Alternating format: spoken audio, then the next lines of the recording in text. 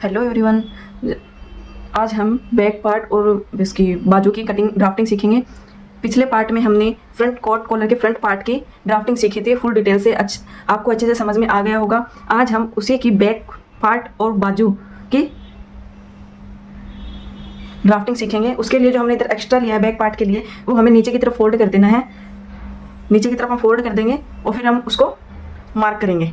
इस वाली को हम, ये जो हमने एक्स्ट्रा लिया था, ये हम उसमें नहीं लेंगे। तो फिर चलिए करते हैं हम मार्किंग स्टार्ट। फ्रंट पार्ट में जो हमने एक्स्ट्रा लिया था उसको मैंने नीचे की तरफ फोल्ड कर लिया है। अब सीधा हम यहाँ पे रखेंगे। इसको रखने के बाद हमें जो जहाँ जहाँ मार्क करना है वहाँ पे हम मार्क करेंगे। हमें एक मार्क करना है यहाँ पे फिटिंग वाली लाइन पे, और छोटा सा निशान हमें यहाँ पे लगाना है, और ये हमें आर्म होल के लिए मिल जाएगा। और एक हमें यहाँ पे निशान लगाना है। आर्म बैक, जो हमारा बैक क्रॉस था वो हमारा 9 इंच था और फ्रंट क्रॉस हमारा 8 इंच था।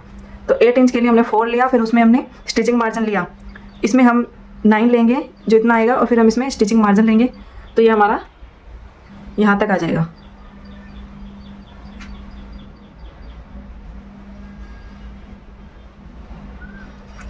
अब हम इस पार्ट को हटा देंगे। अब हमें ये वाली लाइन सीधी करनी है,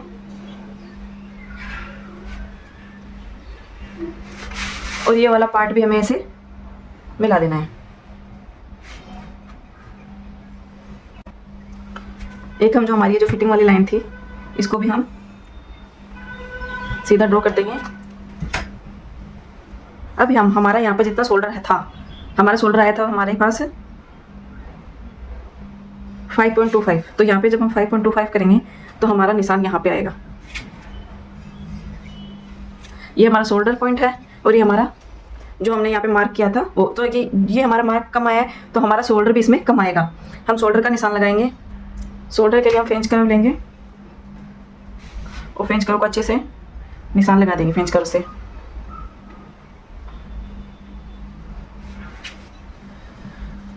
अब आप देख सकते हो कि हमारा शोल्डर 5 आया है। तो अब हम क्या करेंगे, हाफ इंच के लिए हम ऊपर हाफ इंच बढ़ा देंगे। अब जो हमारा कम रहा था उसको हम हाफ इंच इधर से बढ़ा देंगे।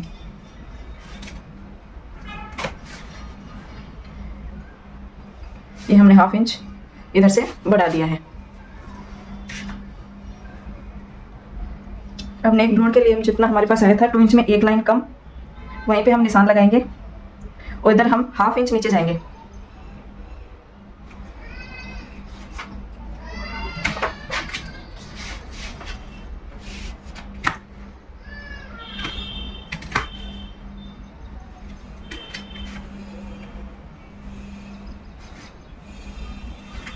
और जो ये हमारा फ्रेंच कर्व है इसके अंदर की साइड से हम इसको शेप देंगे।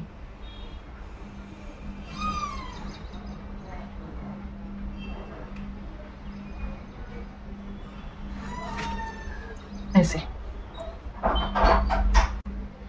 ये हमारा बैक पार्ट रेडी हो गया है। अब हम इसकी कटिंग कर लेंगे।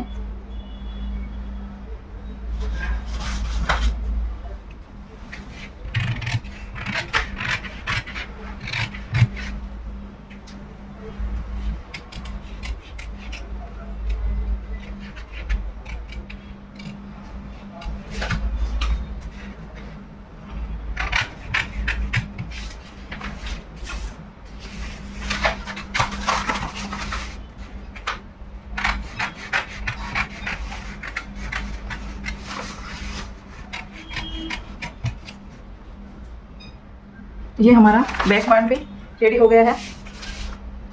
ये हमारा फ्रंट पार्ट है, ये बैक पार्ट है। और अब हम बाजू की मार्किंग करेंगे। बाजू की मार्किंग के लिए सबसे पहले हम बाजू की जो लंबाई है उसको लेंगे। जो बाजू की लंबाई है हमारी 3.5 इंच, और 1 इंच हम इसमें एक्स्ट्रा लेंगे। अब तीनों निशान पे हम सीधी लाइन ड्रॉ करेंगे।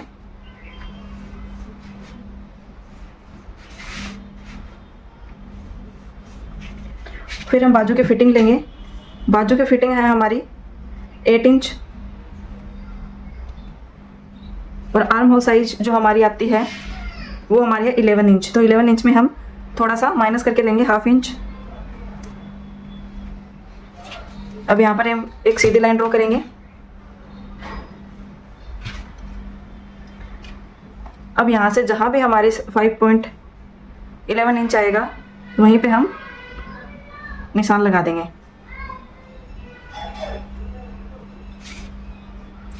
और फिर फेंस कर उसे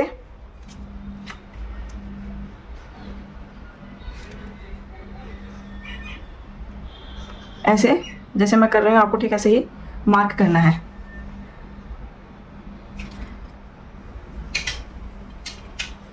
अब जो हमारी फिटिंग है उस पर निशान लगाएंगे और इधर भी निशान लगाएंगे जितना हम फिटिंग का रखेंगे। और फिर इस निशान को हम ऐसे गोलाई में मिला देंगे। और मुझे यहाँ पे थोड़ी सी बाजू को थोड़ा सा वो करूँगी, पफ के हिसाब से बनाऊंगी। तो इसके लिए मैंने 1 इंच एक्स्ट्रा लिया है, मार्क किया और फिर फ्रेंच कर्व से शेप दे दी।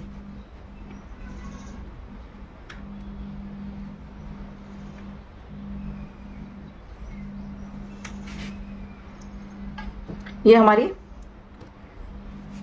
स्लीव्स रेडी है। इसको भी हम जो यहाँ पे मार्क है इधर से हम कट कर लेंगे।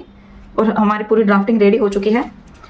आपको कुछ समझ में नहीं आया तो आप मुझे कमेंट बॉक्स में ज़रूर बताएं और मैं इसकी आपको जितना हो सकेगा उतना आपको रिप्लाई देने की कोशिश करूँगी। वैसे मैंने फुल डिटेल में आपको समझाया है तो इसमें कुछ आपको दिक्कत आनी तो नहीं चाहिए। ये हमारी पूरी ड्राफ्टिंग रेडी है। अब नेक्स्ट पार्ट में हम स्टिचिंग सीखेंगे। ये हमारा बैक पार्ट है, ये हमारा फ्रंट पार्ट है और ये हमारा बाजू है।